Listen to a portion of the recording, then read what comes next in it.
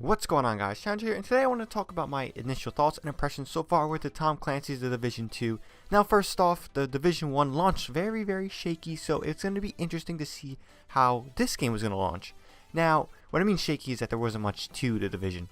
Now, in Division 2, I can say that things seem a lot more better so far. Now, I have not beat the game, I have not reached the end game, but just based off the beta and what's in the game already, there's a lot of stuff you can do. There's PvP aspects, there's a lot of side missions so far, there's the main missions, and so far I've been pretty much doing everything, which is rare for a game like this. I really have not I don't do anything. Sometimes I just try to flow through the main story, just beat it, and then, do everything else later.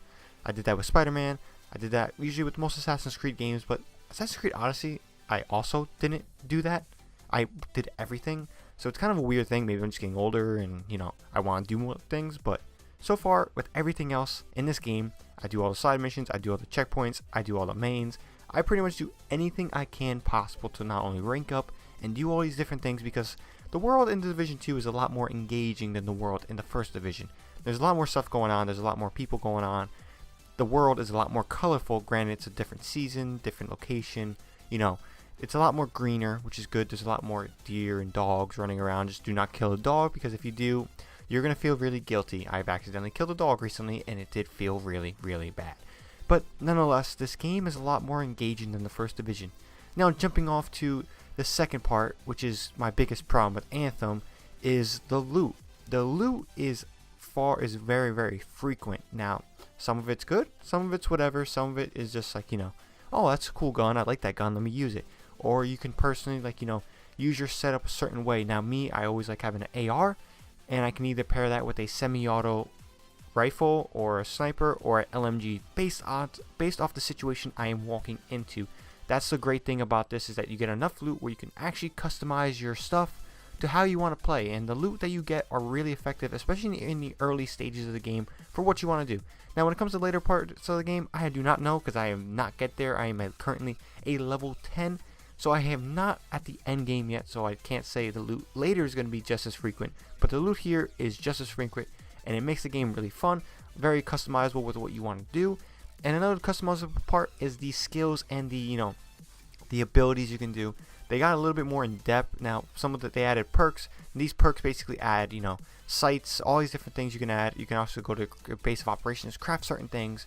So there's a lot more variety than there was in Division 1, and I do feel like Division 1 did have a good amount of variety when it comes to the skills and everything, but they're even adding on to what they did in the first game and adding it to the second game and improving upon it, which is great. And last but not least, just the overall experience, the flow. Is it buggy? Is there anything, going to break my system? The Division 2 has been hands down a flawless experience. I have not experienced any bugs, any of that. The only bug I've seen is that I have to do a setting for me to capture gameplay recordings, even audio just from other people. I have to do a certain setting with my audio devices. Basically, my Astro A50s, I gotta do a TV. I gotta use a TV transmitter. So the transmitter, the Astro transmitter, I gotta basically run the audio through TV for me to record things. So that's really all I gotta do. But sometimes if I do that while in game, it doesn't work, and the audio is low, and I don't even record the audio. That's the only problem I had, but again, that's only a problem I have because of a certain setting I gotta select. But overall, I have not experienced any bugs, any crashes, any crazy things of walls, seeing through walls, or like AI just glitching through stuff. There's been nothing so far. It has been a very smooth and clean release, and I am so surprised by that, especially off the first Division, and just the state of games are coming out nowadays. But again, this game is really fun, really enjoyable. Expect a full-on review, Saturday, when I probably most likely reach the end game to do a lot more stuff, beat the game, experience some other things. But expect a full-on review for the Division Saturday, the 23rd of March. I'm going to get really hands deep in, give my full thoughts and impressions of the game and what I think, and, should you purchase it if you haven't already. But so far, if you haven't purchased it, check it out. Just watch some videos about it, see if you like it, see if it's something you're going to get into. I can tell you that it's a much smoother experience than Anthem. I expect to play this after launch weekend. Anthem, I did not play after launch weekend. So, nonetheless, hope you guys enjoyed this video. Hope you guys have a good one. Until next time, guys, ShadowNinja here, and I'm out.